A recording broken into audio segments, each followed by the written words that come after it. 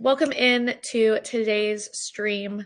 We're going to be talking about 2025 planning, kind of a jumpstart guide to IT planning, how you plan for the future, and maybe even a look back to 2024 and how you kind of transition over. But for those of y'all that don't know me, I am Brittany. I am the technical content and community manager here at NinjaOne. So I handle a lot of the content and a lot of these events and also the IT Leadership Lab. So, and if you're new to the Leadership Lab, basically it is a community built up of IT leaders of all shapes and sizes, all different kinds of organizations coming together to learn from each other and talk about various IT topics, because a lot of IT managers kind of jump into the role without a ton of background, a ton of resources and support.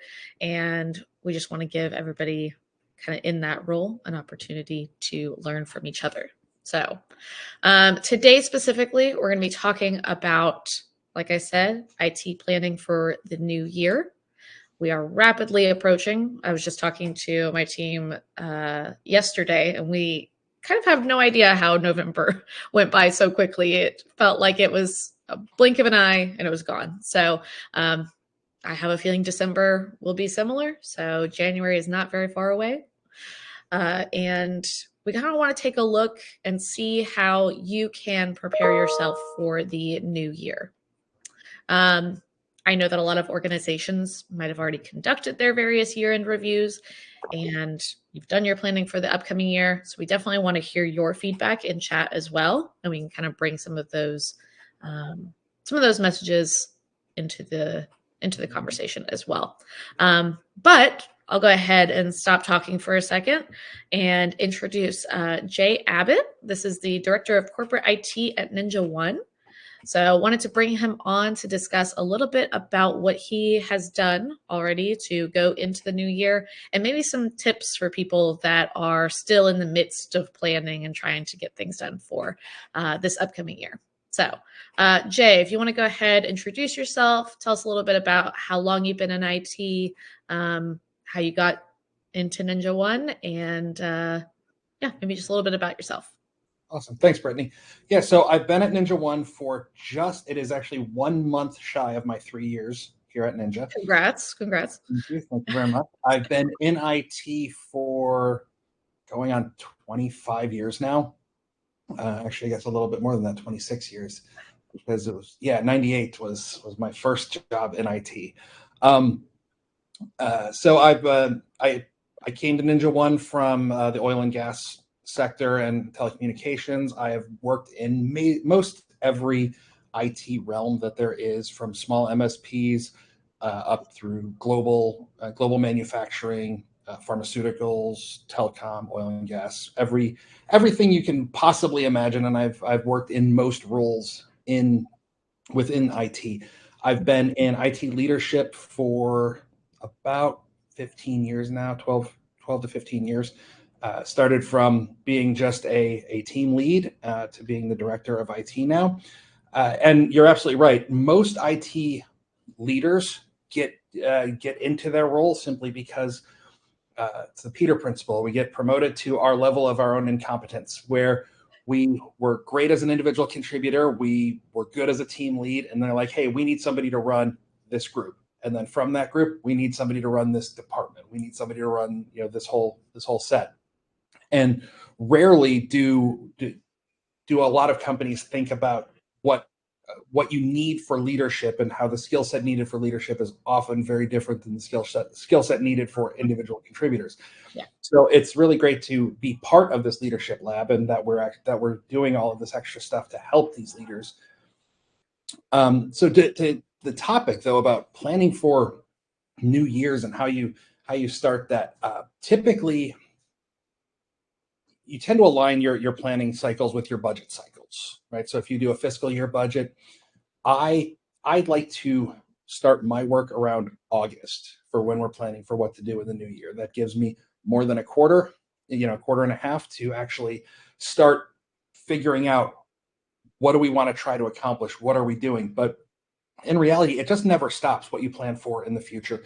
You have to have in your mind at least a 12 to 18 month rolling set of things that you want to accomplish.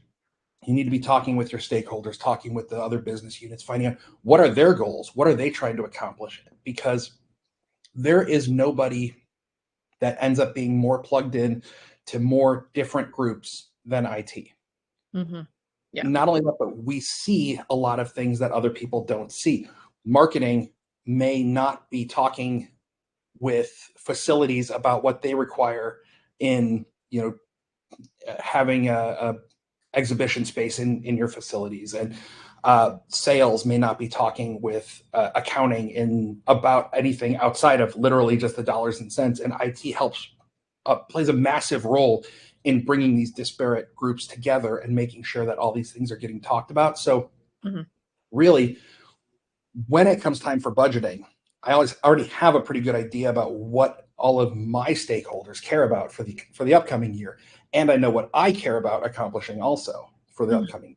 So then it just becomes a matter of prioritization, horse trading for budget, for staff, for the time you have, and it's challenging, right? But it's it's honestly the way you make the most impact. Mm-hmm. Yeah, so that was actually one question that I had, kind of to kick things off was, you mentioned that you start in August, but at the same time, you're kind of continuously planning ahead. Is there a defined moment that you start? Is there any sort of like official kickoff with any stakeholders, or is it kind of just something that you are doing personally? So I spend the majority of my time meeting with the rest of leadership at the company, because my job, unfortunately, is I don't get to do anything anymore. Now I just have to go talk a lot.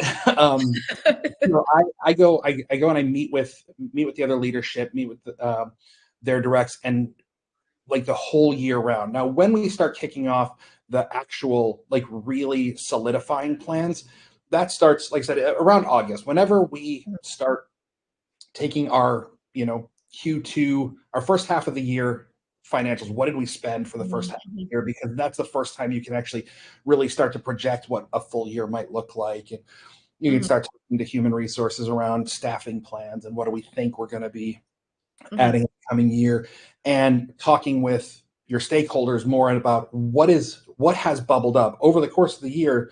You'll hear about 1,000 things everybody wants to do, but by the time you start rolling in through Q3 and getting towards Q4, people have narrowed that down to, okay, I want to do these 10 things, but realistically, I can do 4.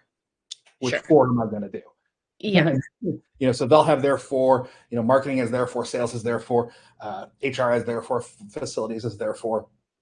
And then you have to take that and be like, okay, that's 64 projects you guys want to do. IT has the bandwidth to do 10 of them. Yeah. So now let's horse trade, because we have to keep a little bit of bandwidth to do our keep the lights on projects. Yeah. So, Yeah. so that's when we have to have the horse trading. Okay. And so you end up facilitating a bunch of meetings between different groups. Hey, your project X and their project Y, they are directly going to compete with each other. We can't do both of those. So we have to figure out which one gets done. Or hey, your project Z and your project A, those are really comparable with a little bit of work extra. We can do both of those. So we end up playing a lot of the role of arbiter in terms of like helping people collect all their things and put things together. Yeah.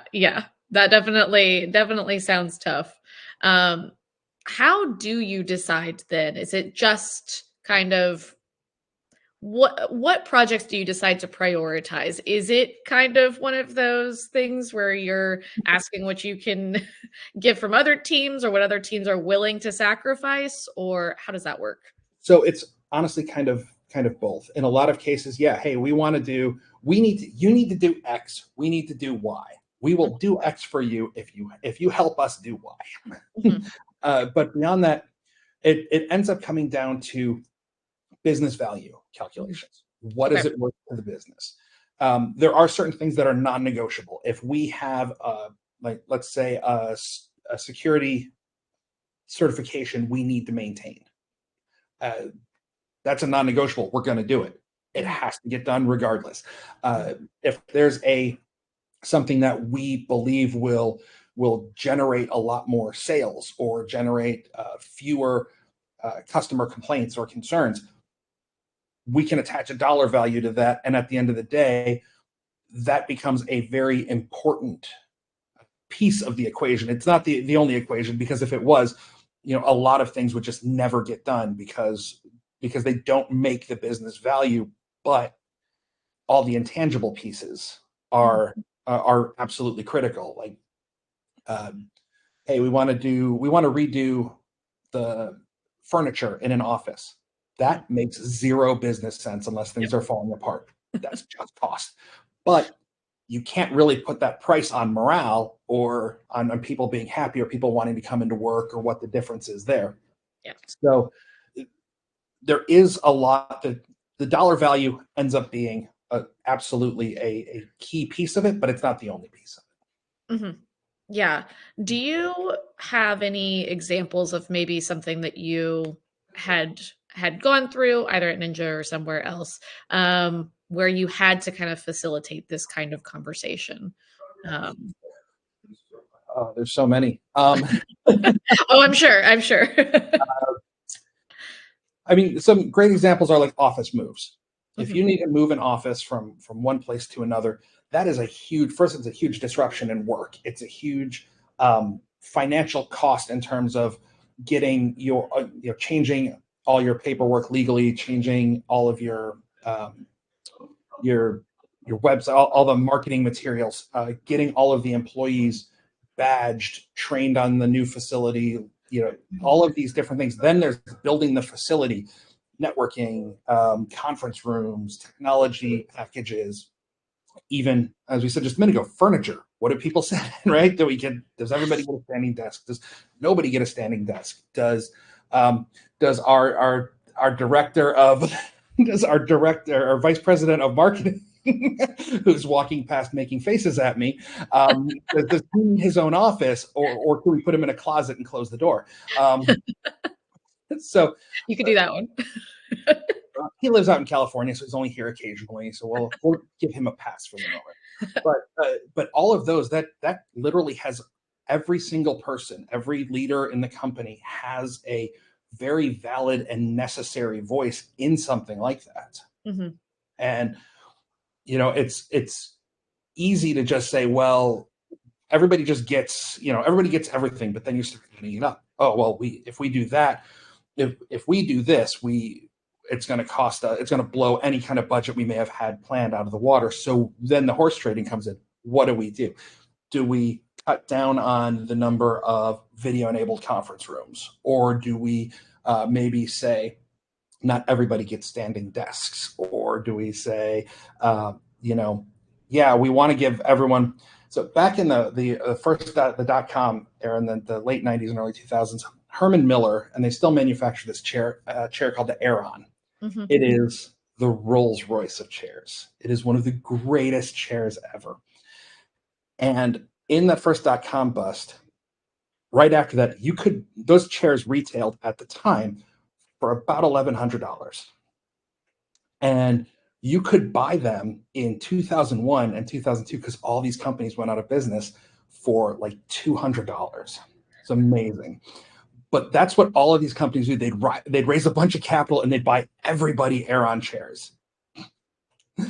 Didn't have a business plan, didn't have a way to make money, but they all had it. But you can't, maybe instead of buying everyone an Aeron, we buy everyone an Office Max chair. Yeah. And we cut our budget by 3/4 on that, and then we can use that to improve the technology or to add additional door locks or CCTV or build more offices, whatever the case may be. But that kind of horse trading becomes really critical what is the most important thing to the business? Where's the most important,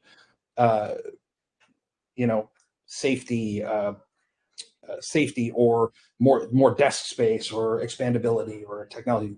And IT has a piece in all of that, because if you put more desks, we have to have more drops for networking, or more access points.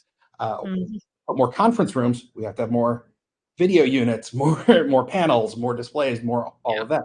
If you do bullpens, that requires a whole different layout for cabling and seating and floor cores and all that than if you do individual cube farms, or if you do offices versus that. So those are, I've done major moves on 4 continents and for 7 different companies. Wow. And it is always challenging. Sometimes more so than others, but yeah. So you're talking about prioritization and what you want to prioritize for the next year. And I'm curious about goal setting. Do you set formal goals for the next year as well? And then, since you're starting planning in August, do those often change before the year even starts?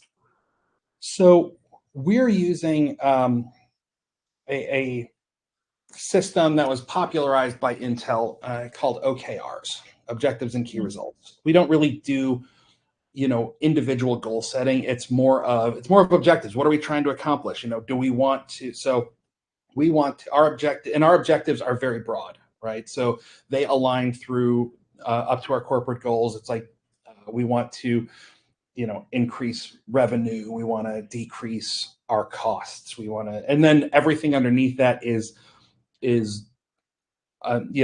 results to target that we target to achieve those objectives.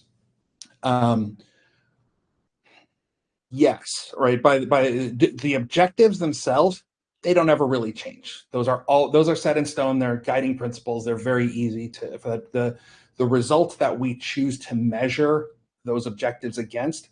Those will change based on requirements we have. If, for instance, we have in August, we're like, okay, we want to say next year we're going to accomplish a technology refresh for X% of the company, and we outlined 5 things, but then in December we have an acquisition, let's just say, or a divestiture. Divestitures are even worse, actually, because you've got to make sure that none of your data gets out with whatever you're divesting. Let's say there's a divestiture that changes your entire setup. Like now, like a technology refresh is no longer a key priority. It's not going to be a result we measure against. Successful divestiture of the assets, the personnel, the company, whatever that is, that's now our key result. Sure. Yeah. And do you kind of formalize those in any sort of like template or anything like that? And do you track them over time too? But we do track our OKRs. We actually use Microsoft Viva Goals. It is not the best tool for it, but it is an OKR system. There are lots of them out there, free ones. Do we template our projects? Yes, when we codify something as a project, we have a set of templates that we use to define the start, the outcomes, start laying out our Gantt charts and our critical path to get everything sorted. But that doesn't happen until. So remember, we have just started at this point. This is August. We've just started trying to lay this stuff out. We've attached rough dollar figures to it. We don't have an approval for any of these projects yet. The board has not said, yes, we're going to do this. My boss hasn't said, yes, you've got approval to do this. We have no budget. We got nothing yet. Wow. Yeah. So that also will change dramatically what our key results are. If we come in and we're like, no, our goal next year is, let's say our goal next year is to, open up a branch in Antarctica. Okay. All right. That is a world of that. That's a whole lot of things. There's, regulatory concerns, there's legal concerns, there's all of these things that we hadn't planned for. So now we have to change, and we've got to, project plan that out, get a budget cost and go forth from there. Yeah. So we haven't even, we're not going to officially start doing any of the deep dive into project work until probably, well, whenever your board of directors meets and approves your budget for the year, right? And in smaller companies, that board of directors may literally just be the owner, right? Yeah. I've been in those places also where they look at it. Yep, that'll work. Here you go. And that'll happen sometime between typically November and the end of January. They'll come together, they'll meet, they'll slash numbers, they'll cut things, and then you'll be told, hey, okay, here's your budget. You asked for $10 million. We gave you $6 million of it. Okay, cool. So now we have to change it even again. And even though it's the new year and we've already theoretically started this stuff, now we have to change everything yet again and be like, okay, we got 60% of what we wanted to do. So now we can only do 60% of the things we said we were going to do. What do we do? What's more important? But we're not the only ones who got our budget slashed. Everyone else did. So now we have to do another round of horse trading. Okay, what's actually the most important? You used to have projects Z and A, which were very copacetic and would work well together. Now you're not doing Z, so A makes no sense to do because we have to. That's funded on its own, and we'll have to change that. So there's a lot of horse trading that comes in the whole time when you start doing your planning for the next year. It won't be until after your budget is finalized and after you've had your next round of horse trading that you can then say, all right, this is what we're committing to doing this year, and we're going to execute against it. Yeah, that sounds really tough to it sounds like a lot of the projects will really kick off in like March. Yeah, February. I plan nothing for January. Nothing needs to kick off in January because it won't, unless it has already been funded this year. If it was funded in 24 for a kickoff in 25, I will do it. I will absolutely kick it off in January, but otherwise, no. Yeah. So something that I was curious about too is, there's a lot of projects around an organization, but you also kind of need to consider the goals for your own team and working in their training, their growth, things like that. How do you kind of prioritize that along with the projects that need to get done? So here's a pretty famous kind of like pyramid drawing that come around. Pete Drucker originally did it a million years ago, where you've got the bottom of your pyramid is the most time and it's the most effort that's going to be spent. And that's keeping the lights on, right? That's the base. If you don't do that, it doesn't matter what else you try to do. I classify as part of keeping the lights on, keeping my team happy, right? And that includes growth, that includes training, that includes making sure that we're setting paths for them to move up if they want to. So that's called run and maintain. So you've got run and maintain, optimize, and grow and transform is the small part at the very top. So you always want to shrink your run and maintain as much as you can and have more in optimize or in transform. The reality is your base always has to be there. And what's going to keep your base working smoothly is going to be investing in your people. So I put as part of everyone on my team as one of their goals for every year is that they have to take at least 3 training classes, and we pay for those. 2 of them have to be professional development, and 1 of them has to be a personal development class. That's cool. And yeah, it's been great. The team's been very happy with it. I've been very happy with the results over the years. Obviously, they have to get permission for what they're going to do. I won't let you know. But I was actually talking with one of my guys who wants to take a scientific cooking class where they do molecular gastronomy and stuff. Whoa. I was like, I don't know that I'm going to pay for that, but let's talk about it and see how much it costs. And Yeah. Wow. Yeah, that's amazing. Um, yeah, I kind of wanted to call out something that Jonathan mentioned. One of the questions that he popped in there. Um, Curious whether there's anything particularly new about the upcoming year that folks are focusing on. For example, Jay, are you sweating Windows 10 end of life? Nah, I don't care. I stopped caring about Microsoft end of lifing their operating systems after Windows XP. Uh, the reality is we operate on roughly a 3 to 4 year hardware lifecycle replacement. So Mhm. we've already transitioned more than half the company into Windows 11, and Okay. the rest of them will be off of Windows 10 right at, or soon after the Windows 10 EOL happens. So I don't care. Yeah. In terms of the other question that Jonathan asked about the tariffs and the price hikes, yeah, absolutely. We have I just went through our budget that is getting presented this week, and Mhm. I put another 20% into hardware as To a account for that. contingency, just to say, look, if there's a 20% tariff on all of this stuff, our prices are going to go up a minimum of 20%. Yeah. So Yeah.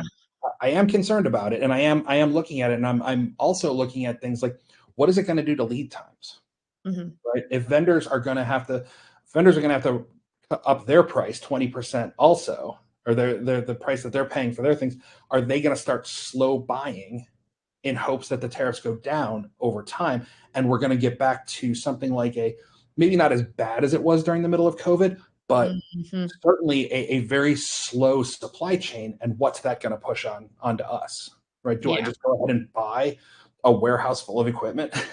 and Yeah. just I'm not super keen on that idea. So, but what we'll do is we'll evaluate as it comes. Yeah, yeah, it's like folks, stocking up on toilet paper and Yeah, having a room full of toilet paper, you know, if everyone's buying toilet paper, then there's no more toilet paper, but then you're also left without it too, and so, it's and tough. we're lucky that we since we have a number of employees that are out of the U.S. The tariffs won't be as impactful there as they will here. So we're going to have, but that also brings into the question things about hiring practices. Do you start hiring more Mhm, international sure. or remote teams? Do you start looking at more of a BYO type of scenario where everybody's got a computer at home, where people just use their own computer and run a VM on it, or use a virtual desktop or something to connect to all of their work devices. Mhm. Uh, and these are all things that none of them are new, right? We've been arguing that in IT for 25 years, whether or not VDI or bring your own device, or how do you handle remote users.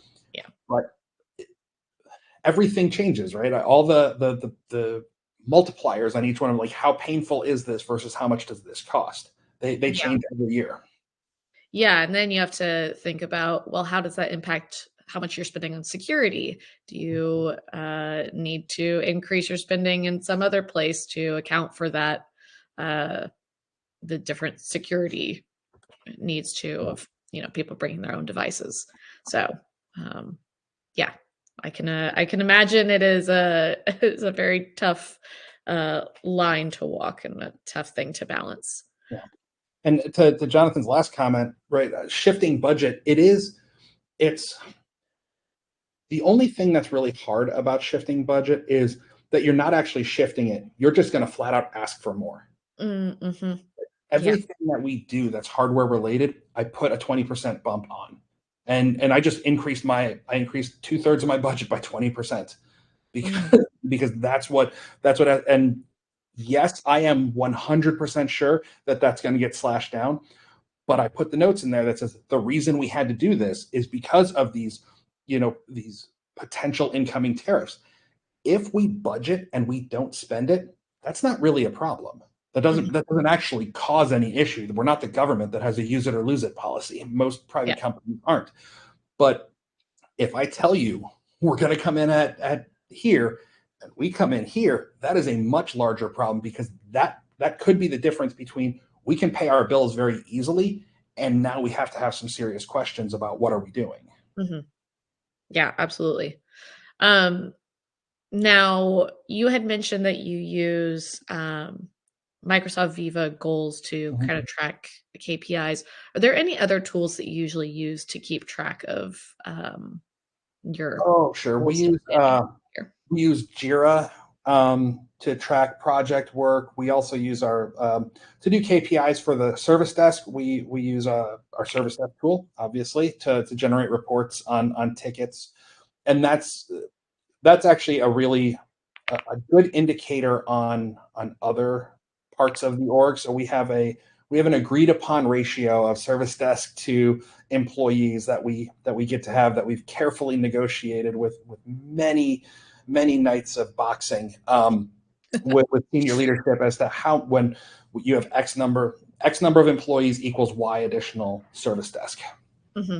Um, and so we can use the tickets to say, oh, well, now we have to grow this even more because the people are generating more tickets, and so our SLOs are failing. Or um, we don't have to hire as frequently. We can change our ratio in the other direction, instead of, say, one technician for every 50 employees. I wish.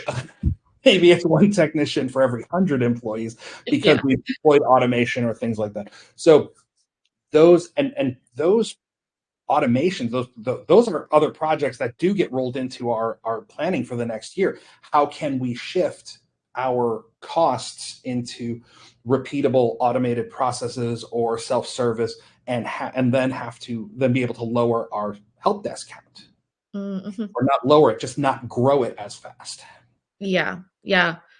Do you kind of collaborate on these goals and have some sort of tool where everyone can collaborate together on these aside So from Viva goals? so yeah, we use Jira, and then we track our my business analysts do a yeoman's work maintaining a Jira dashboard that takes all of the tickets and all the points that we spent, Okay. and making it into a nice dashboard that I can just at a glance see that we have, and we allow the other leadership to see that dashboard, so they can always see That's where we great. are in relation to our project work, our project load, our goals that we have outlined for them. Mhm. Yeah, that's awesome. I didn't know Jira could, like, generate a dashboard like that. That's great.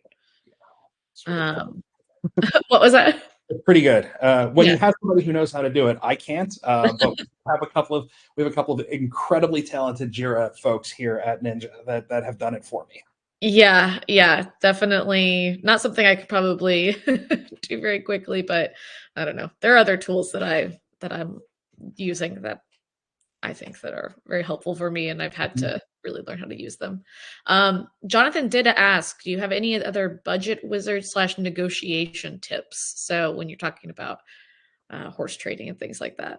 I will say this: best, absolute from an IT perspective, your best friend is uh, conflict between the other leaders for your time.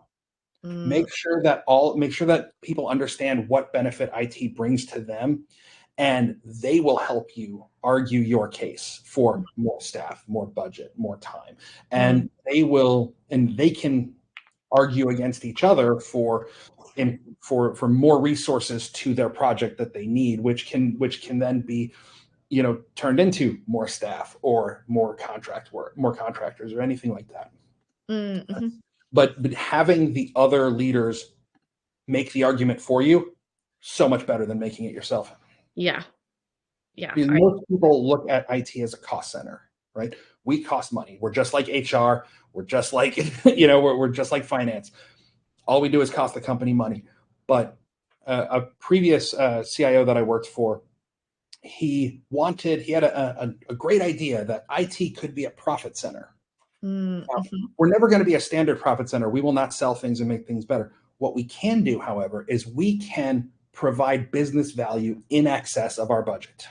mm, mhm, And if we can provide verifiable business value that exceeds our budget, why wouldn't you keep funding an organization that literally brings in more money than they cost? Yeah. We become a profit center, and that's a huge win, and it's a challenge to get to, because you've got to think about things a little bit differently. But once you get there, it becomes a very powerful way to ask for more budget, to have your requirements weighed at the same level as, say, a sales. Like if sales want something, generally they get it Oh, because yeah, they bring in the money, right? It's super easy. If IT wants something, no, all you guys want to do is spend more money because we yeah, just got money. However, if we're bringing in money, yeah, we sit at the same level as people who are bringing in money. Now, granted, it's cost avoidance or or cost savings. It's not actual income, but it's still it all looks the same on a balance sheet. I'll say that. yeah. So what are some ways that you could show that cost savings or show that IT is a profit center instead of a cost center? So every project we do with or for any of the other organizations, we ascribe a dollar value to it. How much is this project worth to you? Is this Mhm, project worth? Is this project going to save you $1 million a year? Is this mhm. project going to increase your call volume for sales, which we project will bring in an additional $100,000, $500,000, whatever it is. But we ascribe a dollar value to everything in it, and then after the project is successful, we check in for the next year. Did we make it? Mhm. Did you realize an extra whatever? And sometimes wildly successful. Hey, we thought we're gonna bring in an extra $100,000 of revenue. We ended up bringing in $1 million of revenue. Wow. Yeah. Awesome. Sometimes it's not so much. Hey, we thought this was going to save us 4 hours per week per employee, and it only saved us an hour. Well, okay, that's still a savings, and we can still calculate that against the cost of the project. But yeah, I've got a little thermometer. Like whenever they would do fundraising, Yep. you mark off little bits, and every project has a little bit on it, and the goal Yeah. is our total budget for the year. And the idea is to fill that thermometer every year. We're not going to make it this year, but we're pretty close, actually. Yeah. You got to have those aspirational goals to, I mean, if you keep trying and keep trying, at least you did more than you probably would have if you set the goal a lot lower. So, Well, and next year the goal is actually for 3x our budget. That's my goal, is for business value creation of 3x our budget. wow. That's pretty great. And honestly, that's a great way to be able to ask for things and Yeah, get if things I that you can need. show, here's this, Yeah. all of this money that they made, we are directly responsible for that. So Yeah, absolutely.